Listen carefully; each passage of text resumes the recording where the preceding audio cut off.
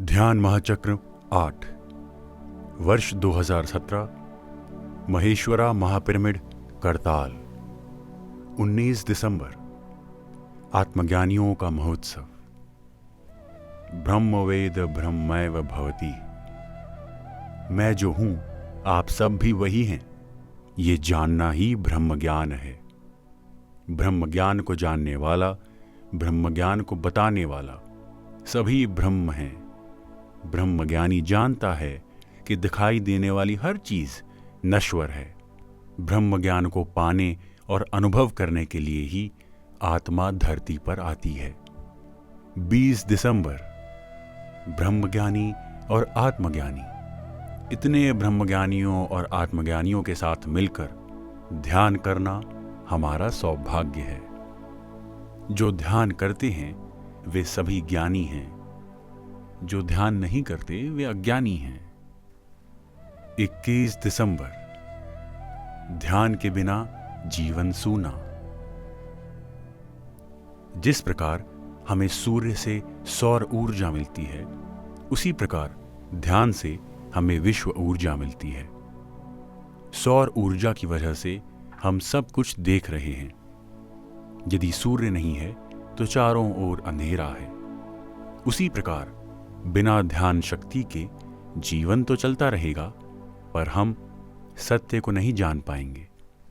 संगीत, नृत्य और ध्यान के बिना जीवन सूना है।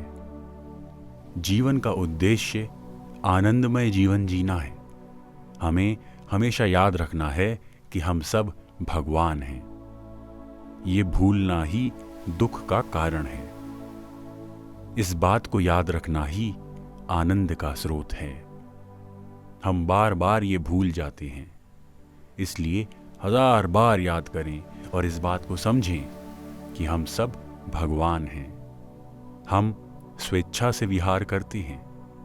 हम किसी के हाथों की कठपुतली नहीं हैं। हम अपना खेल स्वयं ही खेल रहे हैं। जीवन मरण सब हमारी इच्छा से है।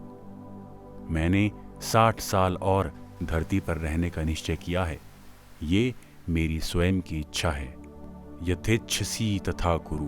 भगवद गीता में श्री कृष्ण ने अर्जुन से कहा, जैसी तुम्हारी इच्छा वैसा ही करो। गांडीव को पकड़ो या छोड़ दो।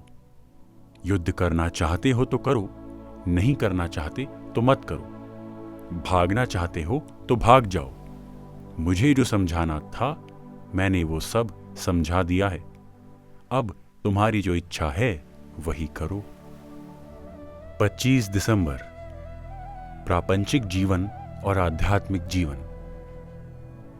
दो तरह के जीवन हैं, प्रापंचिक जीवन और आध्यात्मिक जीवन।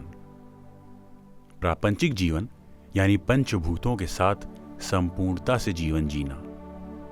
सदा सदा के लिए जो आत्मा है उसके साथ जीवन जीना ही आध्यात्मिकता है। प्रापंचिकता और आध्यात्मिकता दो घोड़ों की एक साथ सवारी करने जैसा है। एक पैर एक घोड़े के ऊपर, दूसरा पैर दूसरे घोड़े के ऊपर रखते हुए संतुलित जीवन जीना है।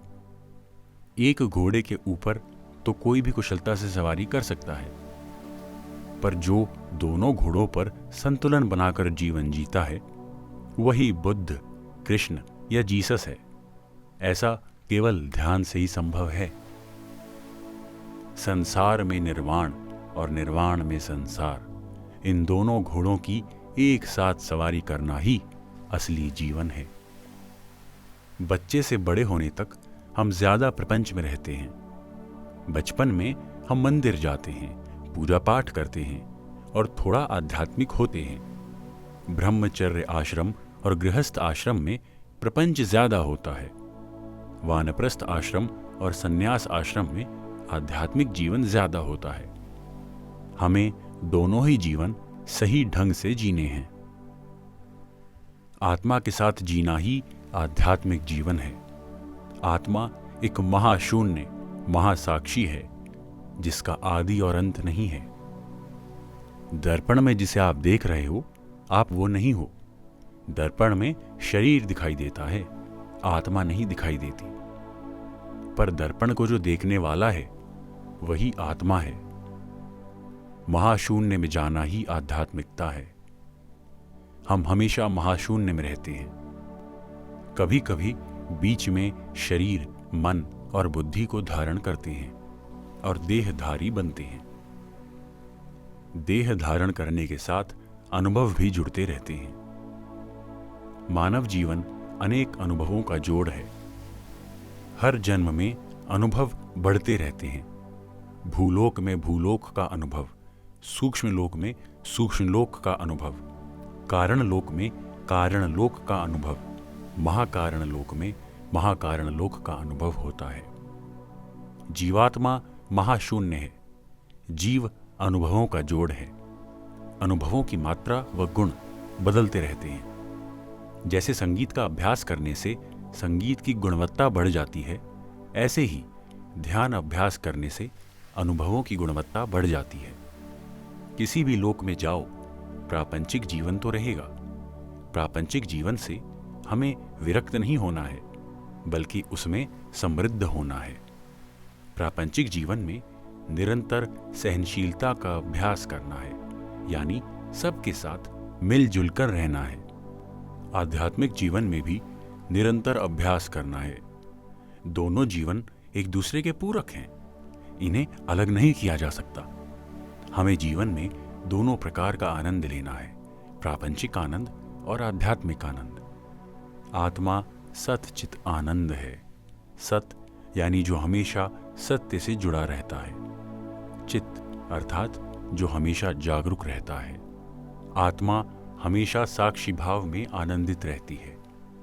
साक्षी भाव में रहना ही सतचित आनंद है। प्रापंचिक जीवन को आध्यात्मिक जीवन के लिए त्याग देना मूर्खता है, और आध्यात्मिक जीवन को प्रापंचिक जीवन के लिए त्याग देना भी मूर्खता है। जीवन दोनों प्रकार के आनंद के लिए मिला है। आत्मा को हर अनुभव चाहिए। 28 दिसंबर, हम स्वयं भगवान हैं। जब तक हम ये जान नहीं लेते, हम प्रार्थना करते रहते हैं। जिस दिन ये सत्य जान जाएंगे, तब प्रार्थना का अंत हो जाएगा और साधना शुरू हो जाएगी। इसलिए पीएसएसएम में प्रार्थना नहीं, साधना सर्वोपरि है। हमें घर घर जाकर ध्यान सिखाना है। अब यही हमारी साधना है। हमने ध्यान प्रचार करने के लिए ही जन्म लिया है। 29 दिसंबर, वाक क्षेत्र। संसार में 90% लोगों का वाक क्षेत्र ठीक नहीं है। मुंह से गलत बात निकालना ही बंधन का कारण है। मुंह से सही बात निकालना ही मुक्ति है। हमें हमेशा समय, स्थान और संदर्भ अनुकूल सही बात करनी है। जब दो लोग बात कर रहे हैं, तो तीसरे को बीच में आकर नहीं बोलना चाहिए। स्वामी विवेकानंद ने कहा, श्रोता की समझ के हिसाब से बात करें। जो मन में आया वही बोलते रहना बुद्धिमानी नहीं है। बात करने से पहले हमें यह पता होना चाहिए कि सुनने वाले का स्तर क्या है। जहां सभी स्तर के लोग बैठे हों, तो हम एक ही तरह से सबसे बात नहीं कर सकते। जिस प्रकार बिस्मिल्लाह खान की शहनाई से अपस्वर नहीं निकलते, उसी प्रकार बुद्ध के मुंह से भी कभी गलत शब्द नहीं निकलते। दोनों अपने अपने क्षेत्र में संपूर्ण मास्टर हैं। अगर कभी कोई आपसे पूछे कि आपने जीवन में क्या पाया है, तो आप उत्तर दें, मैंने वाक शुद्धि पाई है। वाक शुद्ध नहीं है तो जीवन में हलाहल ही है। बात करते समय हमें बहुत जागरूक रहना है। कोई भी व्यर्थ बात मुंह से नहीं निकालनी चाहिए। जीवन में सही आहार, सही व्यवहार बहुत जरूरी है। मुंह के अंदर जाने वाला आहार सही होना चाहिए और मुंह से निकलने वाला वाक सही होना चाहिए। 30 दिसंबर, ज्योति कलश छलके। ध्यान से आत्मज्योति कलश प्रज्वलित होता है। आत्मज्योति जब प्रज्वलित होती है, उसी को कुंडलिनी जागृत होना कहते हैं। उससे पहले कुंडलिनी शक्ति सोई रहती है। हमें सोई हुई ऊर्जा को जागृत करना है। ऊर्जा दो प्रकार की है, संभावित ऊर्जा यानी पोटेंशियल एनर्जी, गतिशील ऊर्जा यानी काइनेटिक एनर्जी। संभावित ऊर्जा यानी एक बीज में वृक्ष बनने का पूरा सामर्थ्य है। जब बीज को भूमि में डालकर पानी डालते हैं तो पौधा अंकुरित होता है। बीज से अंकुर की स्थिति में पहुंचकर पौधा बहुत सुंदर दिखाई देता है। बीज में पेड़ बनने का पूरा सामर्थ्य है, पर उसके लिए बीज का प्रस्फुटित होना बहुत जरूरी है। ऐसे ही हमारे अंदर कुंडलिनी शक्ति सोई हुई है। उस शक्ति को जागृत होकर नृत्य करना है। इसी को ज्योति कलश छलके कहते हैं।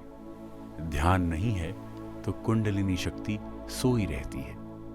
हम केवल एक मांसपिंड या हड्डियों का समूह नहीं है, हम एक आत्मा हैं।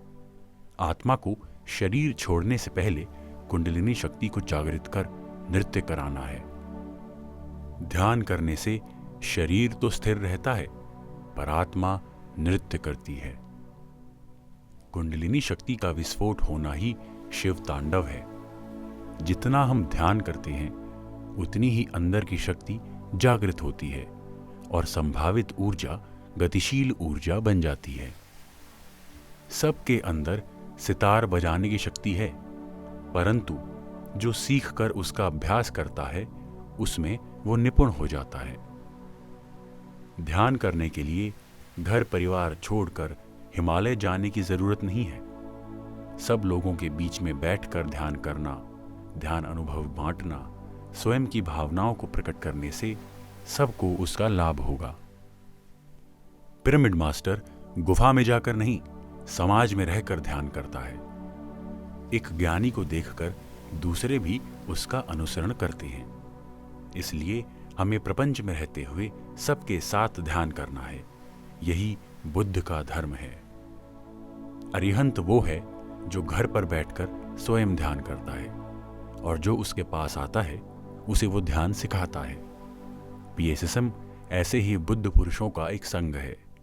हम कई जन्मों में अरिहंत और बोधिसत्व थे, अब हम बुद्ध बने हैं।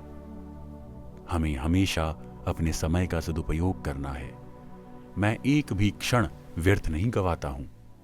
जब मैं यात्रा करता हूं तो यात्रा के दौरान भी बहुत काम करता हूं। समय का सदुपयोग करने के बहुत तरीके हैं, जैसे ध्यान, स्वाध्याय, सज्जन सांगत्य, सेवा, मौन, प्रकृति का आनंद लेते हुए, दूसरों को देखते हुए भी हम बहुत कुछ सीख सकते हैं और अपने समय का सदुपयोग कर सकते हैं।